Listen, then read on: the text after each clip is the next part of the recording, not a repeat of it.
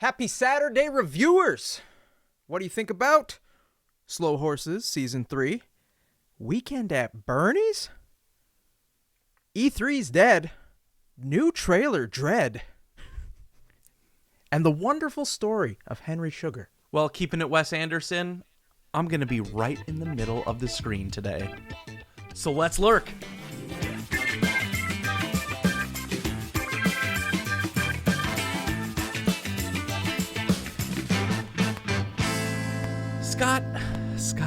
Scott, have you seen the movie Weekend at Bernie's? The original? Is there more than one? Yeah, the 1989 movie Weekend at Bernie's. Okay. Yes, I have. I think this there movie. is a review, a revival, a reboot of some sort. Probably. No, there's an actor named Terry Kaiser. Which role does he play? Oh, it's a guy. He's one of the guys. He's not Bernie. Is he Bernie? He's Bernie. Okay. He plays the titular character, Bernie Lomax. Okay. What's his name again? Terry Kaiser. He's dead in the movie. And Sure. much Spoilers. like him, God. Willie, come on. I am dead tired. Hey, Bree, come on in for a second. Uh-oh.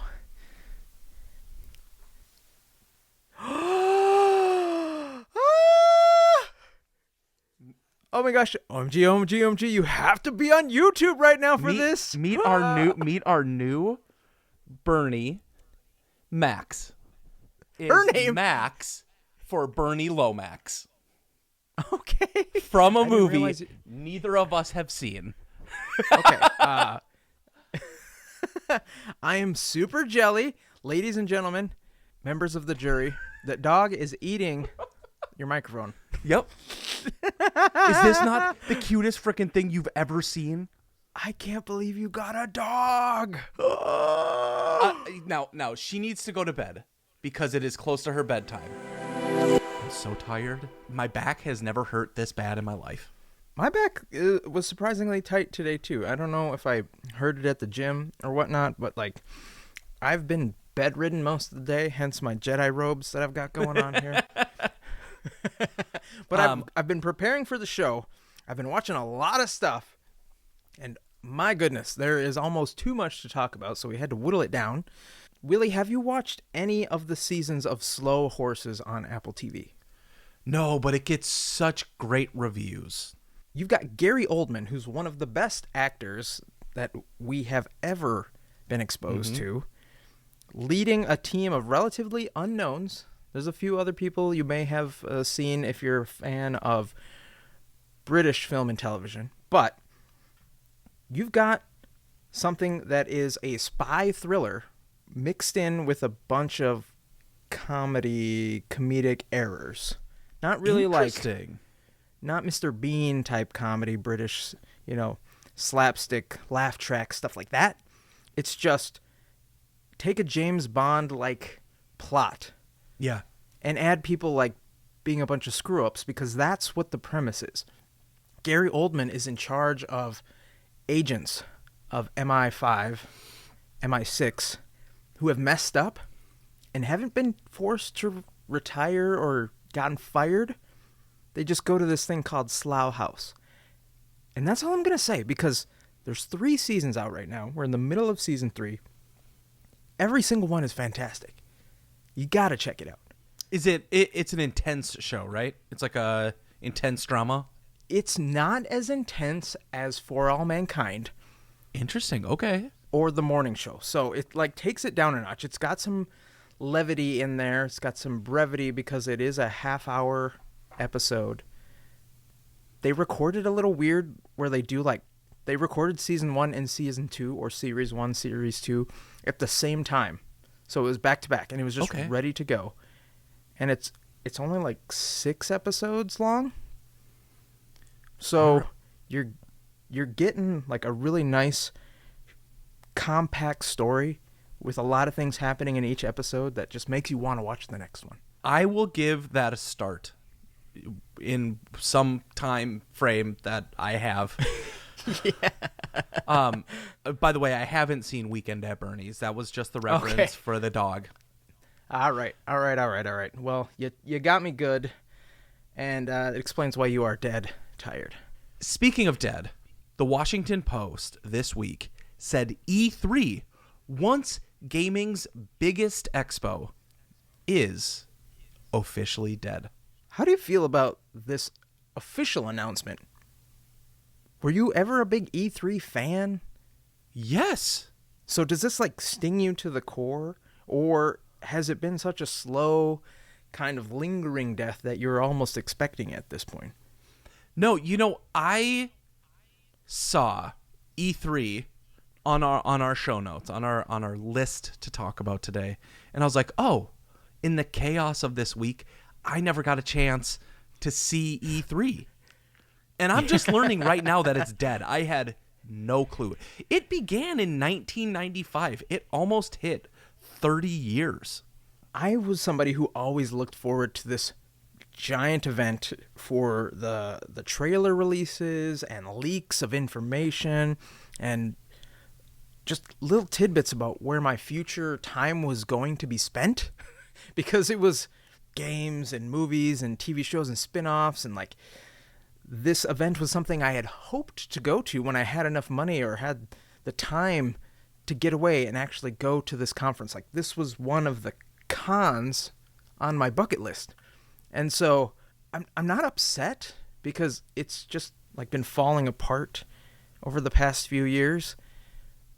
And I know that all of the individual companies that have spun off have created their own thing. So we still get that. We just get it a little bit more compartmentalized. But still, it's like you said, it almost made it to 30. It's the end of an era for gamers everywhere. What I will tell you, though, is that normally I would go to E3 for the same things that you would. New trailers, leaks, and cool upcoming information. I think the thing that has taken its place is the Game Awards. And so as I was watching just some of the videos coming in about this year's Game Awards, I thought to myself, okay, this is E3. And I was wrong, clearly. But man, like Baldur's Gate Game of the Year, is that something you predicted? It's certainly got a lot of, most of it was talk about the genital editing. So what other game had that, really? I mean, you can't Not adjust enough. the size of your dong in Starfield, so of course it's not going to win. Yeah, you supplement it with your ship. I've seen a lot of compensation in that game. Scott, have you seen the new trailer for Dune Part 2? I have not. I didn't even know that was a thing until you mentioned it right before we started recording. You saw the first one, right? The first movie? The teaser, yes. No, the first movie. Oh. I saw the first movie and I saw the teaser for Part 2. Let's watch it together. I sent it to you. It's okay.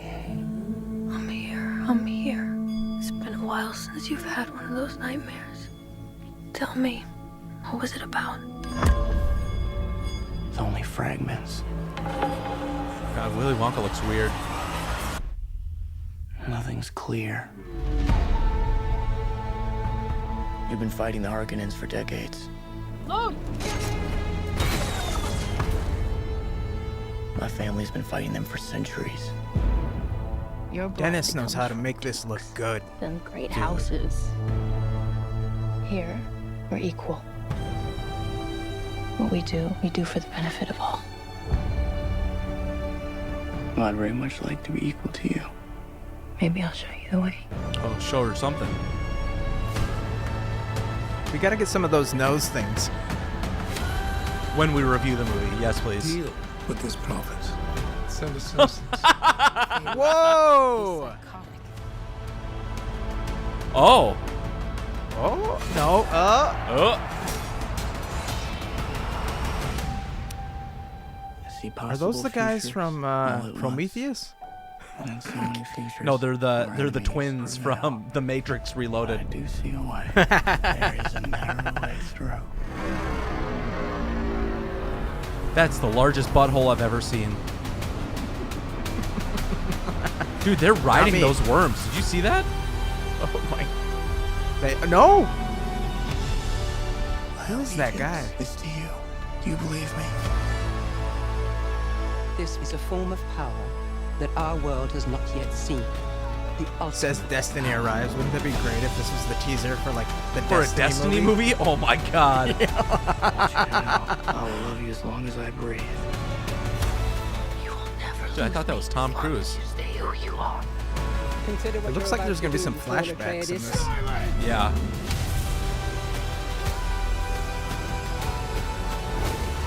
This prophecy is how they enslave us!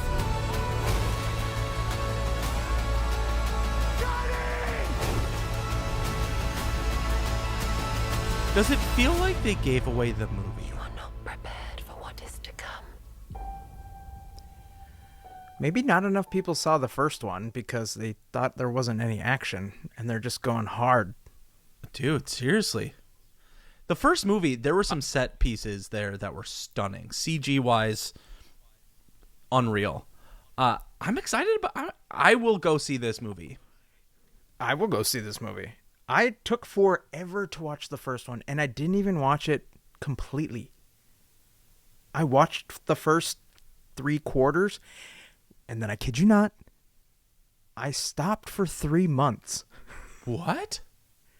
I just forgot. And I came back to it, and I finished it, and I'm like, God, this was a really good movie. I should start it over. Watched it again the whole way through, and now I'm super pumped for this. Yeah, it's going to be...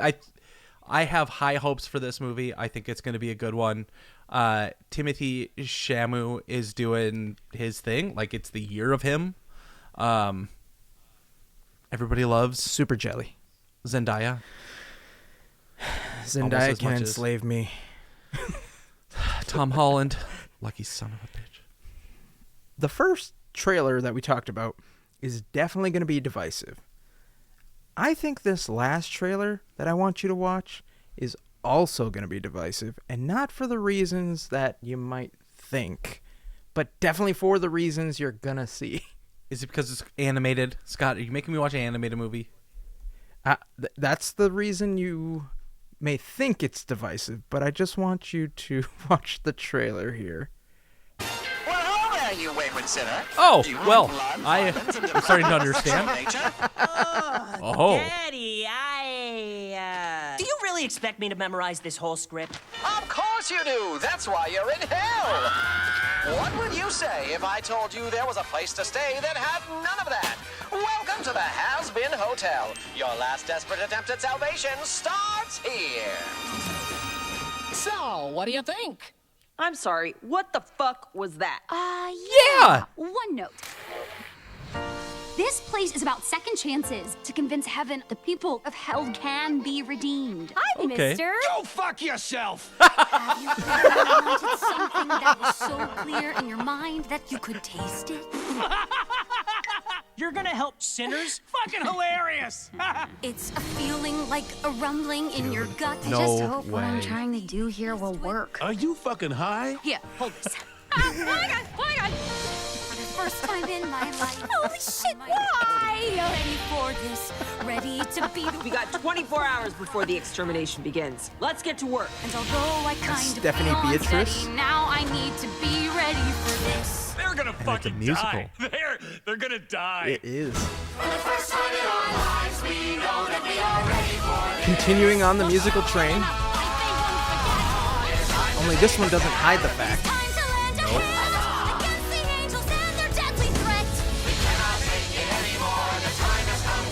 There's a bunch of people from Broadway that I have no idea who they are, but I'm glad people are. Keith David? It's time I remind everyone why I'm here. Dude, the fact that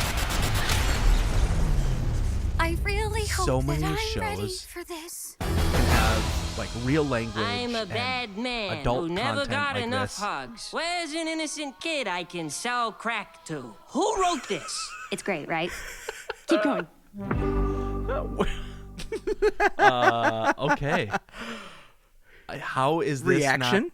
How is this not a show that is currently being thrown into a fire in a pit in Florida. I don't understand. I almost want to watch. I almost want to go to Fox News's website and see if they're talking about it. Somebody's got to be talking about it, right? Well, I mean, we're breaking the story right now. What's that movie that we watched on Netflix with the devil that changed into character, Nimona? Oh, yeah. That movie damn near got canceled, and that was such a lovable, fun story. And then there's this. Not a peep. This is 100x the amount of X's that Nimona was. This is like no apologies. It's literally set in hell, starring only demons, swearing, cursing, everything you can imagine about hell, except it's animated. And it's drawn like a furry fanfic. Oh, yeah, totally. I've been following kind of like this story. This is a bunch of independent animators who funded this through Patreon, and it's been years in production. They created a spin-off that started in 2020 called Helluva something I don't know what it is, but I haven't watched any of this. But the animation is like Cartoon Network level good. Yep. Since they got all these voices, I'm like, oh, okay, well, there's seriously some big money behind this. And I'm surprised it got made, but hey, it starts in like a couple weeks. I think January. No way. I will be very curious to see how this does. I think when the first episode comes out, we should review episode 1 here. We're damned if we do, and we're damned if we don't. But you know what? Let's focus on something a little bit more wholesome to end the show. Willie, we try to review something, we watch it together every single week, and sometimes it's a TV show episode, sometimes it's a movie. I found something for us that was a little bit in between. Mm-hmm. Had you heard about the wonderful story of Henry Sugar before I texted this to you early this week? I saw the artwork and thought to myself, without seeing that it was a Wes Anderson film, I was like, oh, it's a Wes Anderson film. I know what to expect. I know what I'm looking for. I know the actors that are in it. I know how it's going to be shot, color graded, everything. And then I remembered that Wes Anderson did a Netflix show. This is back in late September. And no, it was something I wanted to watch. It's so fast. It's 40 minutes. It is wonderfully compact. And I had not heard about this at all. I saw the artwork, like you said, and I thought to myself, this is either Wes Anderson or somebody who's trying to be exactly like Wes Anderson via the TikTok trend that happened earlier this year. And I don't know if that started to kind of promote this, which would have been a great crossover. But apparently he came out with a series of 4 short movies. This one that we watched is the longest at 40 minutes. The other ones are 17 minutes long. And they're all short stories by Roald Dahl. Cool. Yeah, I didn't watch any of the other ones in case you wanted to, review those, because we could just honestly do the rest of the 3 next week. Yes. For our review, we've got plot and storyline, characters, cinematography and visuals, soundtrack and music, direction and editing, impact and cultural relevance, and overall rating and recommendation. So let's start with the plot and storyline. I think that this movie had a beautiful plot. I think from start to finish, it tells this wonderful story. It weaves narratives together. It's artistic, which obviously that's going to come into direction and editing. But as far as the story it's trying to tell, you don't necessarily know where it's going to go. And so if you could break it into a 3-act structure, you get to one point in the movie and you're like, okay, it's about this character. They're gone. No preamble. Gone. Let's go to the next part. Gone. And then we finish the movie. And so I thought that this had a beautiful story. I have some frustrations as we get further down the list, but for plot and story, I'm all in. Roald Dahl, for those of you who don't know, writes weird-esque stories, or stories that are just not the traditional arc. They have structures where it kind of goes in one direction and then lands in another place, or eventually gets there by taking all these side stories and side paths. I thought it was fantastic. Like, I was just bought in and enthralled by something we'll talk about in a little bit here.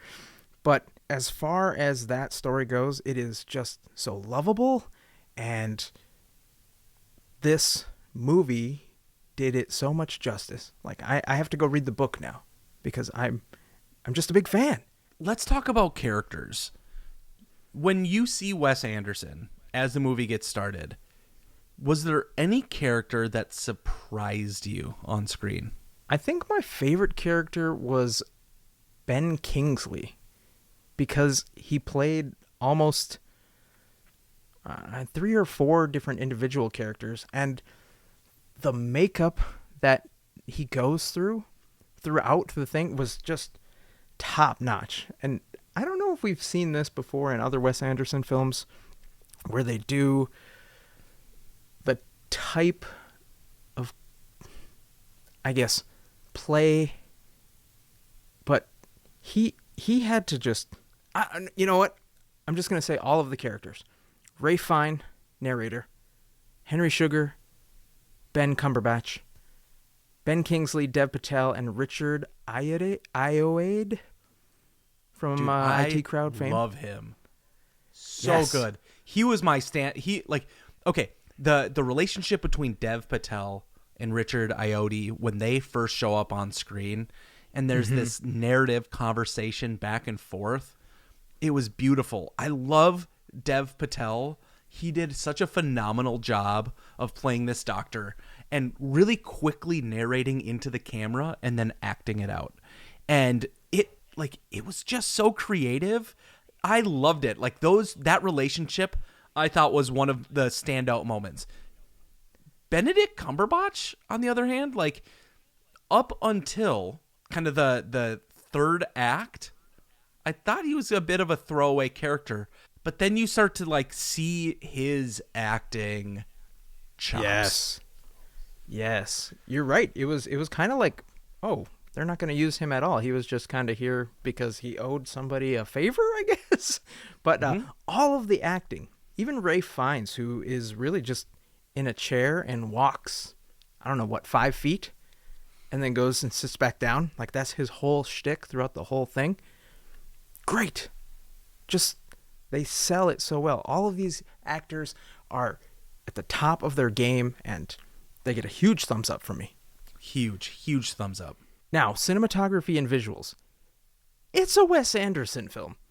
If you don't know, well, now you know. You just go look at any of his movies, and that's what we have here. But the way they designed this, as like you're watching a play on Broadway, and the background is literally just brought in or split.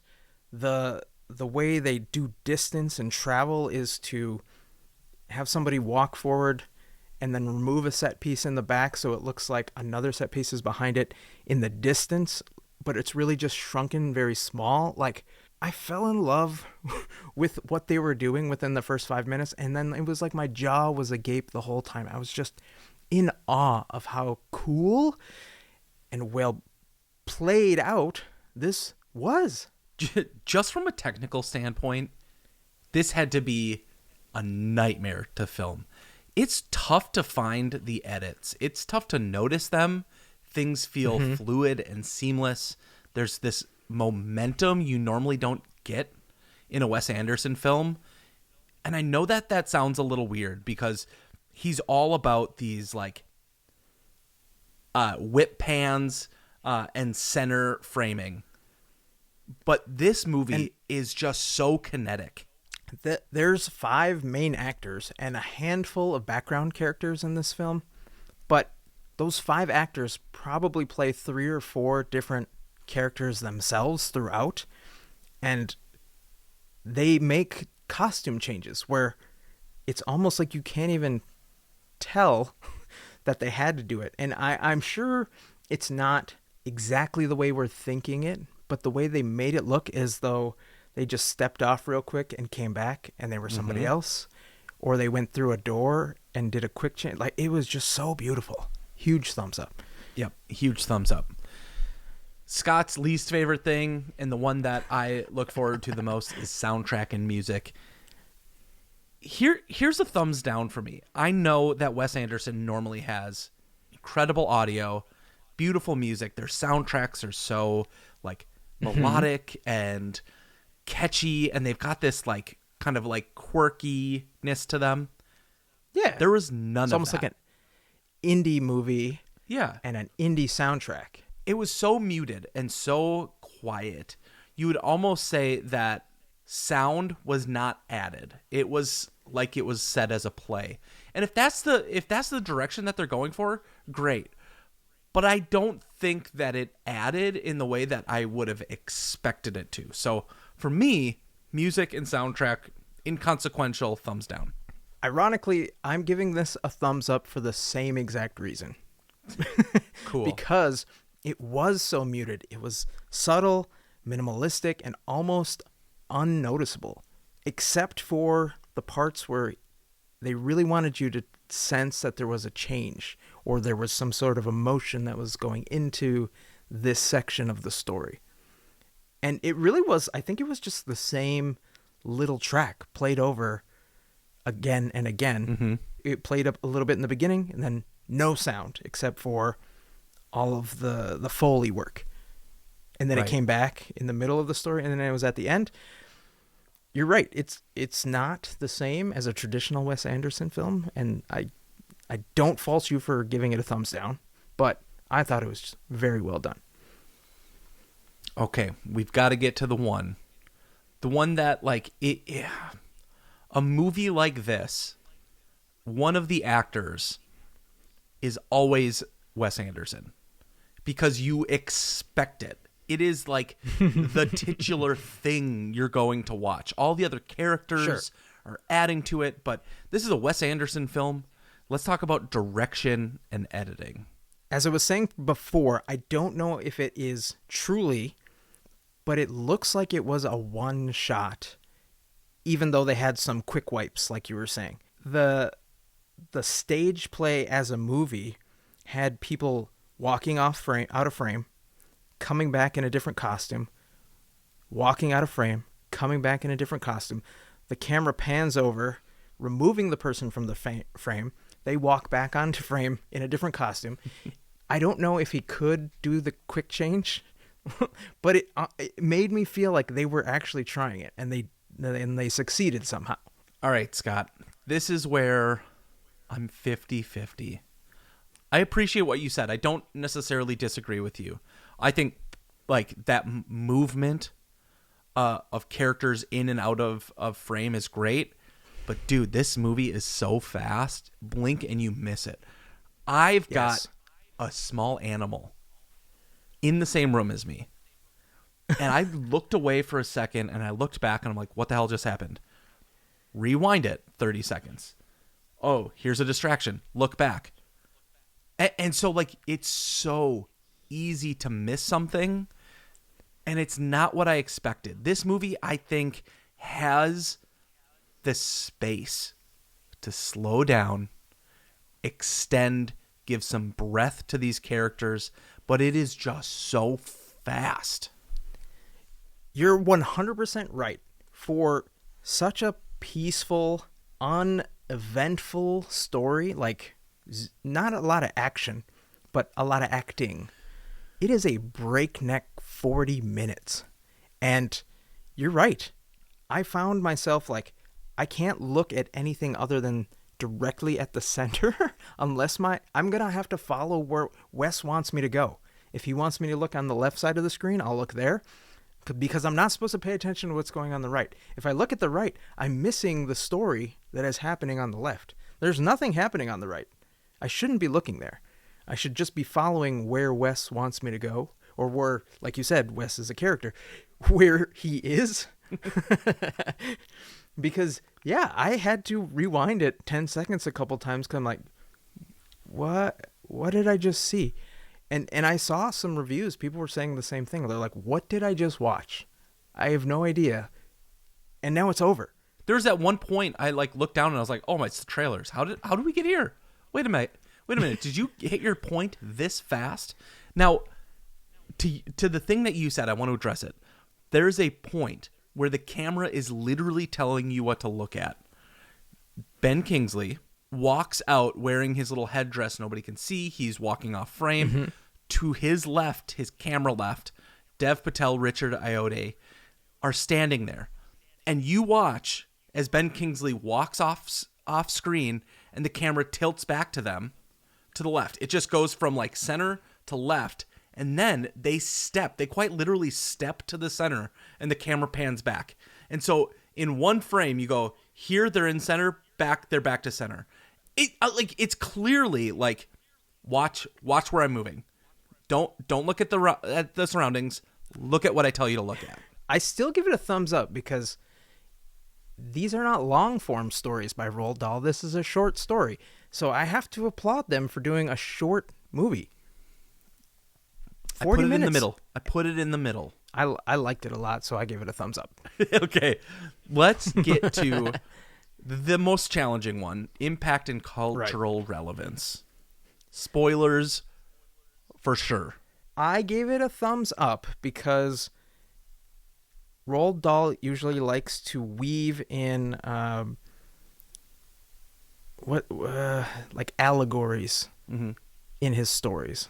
So the story is about this guy who gains this power that allows him to accrue an infinite amount of wealth. And at first, he was a selfish man. And really, that's all he wanted was wealth and power and fame and just cared about himself. But after he developed this ability, in the process, he changed and became a guy who wanted to do nothing but just give that money away and create all these charities. And he didn't want any recognition. He didn't want people to know who he was, so he made a fake name, Henry Sugar. And we never know his real name. We never learn it. And I just thought that was really cool. So I feel like it's saying, hey, with great power comes great responsibility. And if you have all the money, you can create all these good things. You don't have to just keep it for yourself. Hint, hint, wink, wink. It's the story that needs to be told today. The one where the vast amount of wealth is owned by a very small subset of people to say, here, this is what it could look like if you stop making you the center of the X and you start just, letting it go. And I really liked Ralph Fiennes coming in about halfway, 3/4 of the way to say like, hey, don't just throw your money away. Mm-hmm. Don't just like fake give it away to people who are randomly walking by. Like, build charities, build some sort of legacy that will actually help those who are in need. That was really cool. Seriously, thumbs up. Same. All right. So, final overall rating and recommendation.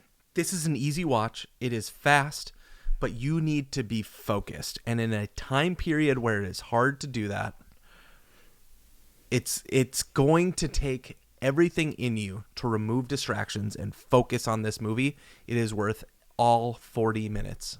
It's not something you can watch with your phone. It's going to be hard to watch with other people if they are, somebody who asks questions during the movie or talk at all. But I think this is something I would show my friends, my family, and kids. It's that good. I'm going to give it a 9 out of 10. The 1 point off being it's so fast and hard to just watch. I think, Scott, there are better Wes Anderson films. With that, I'm going to give it an 8 out of 10.